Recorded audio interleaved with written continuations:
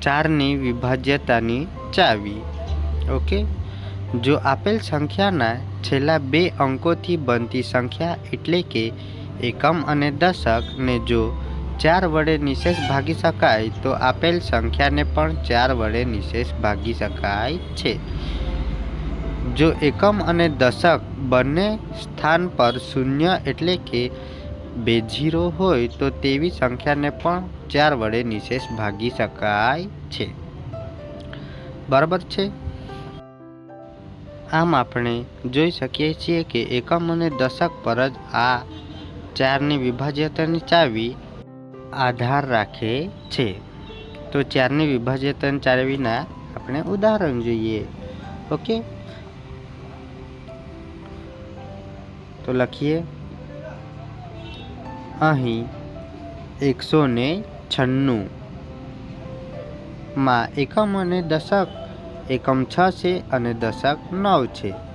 Okay, તો જેને આપણે 4 વડે નિશેષ ભાગી શકાય છે। તેથી 196 ને આપણે નિશેષ 4 વડે નિશેષ ભાગી શકાય। બરાબર છે। તેવી જ રીતે બીજું ઉદાહરણ જોઈએ। તો લખીએ 236। તો એકમ અને દશકમાં 36 છે, 6 અને 3 છે, તો તેને આપણે 4 વડે નિશેષ ભાગી શકાય। તેથી 236 ને આપણે 4 વડે નિશેષ ભાગી શકાય છે। ઓકે, ચાલો ત્રીજું જોઈએ। 148।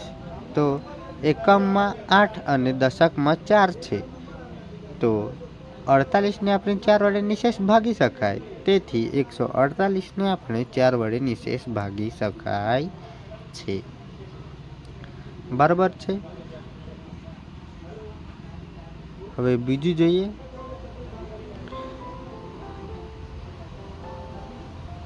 એકમ, દશક, 100, 1000, 10,000, લાખ। એકમ અને દશકમાં આપણે 2 0 છે, જેને આપણે 4 વડે નિશેષ ભાગી શકાય। તેથી 12,08,000 ને આપણે 4 વડે નિશેષ ભાગી શકાય છે। આવા જ વિડીયો જોવા માટે ચેનલને લાઈક અને સબસ્ક્રાઈબ કરી આપજો। Thank you.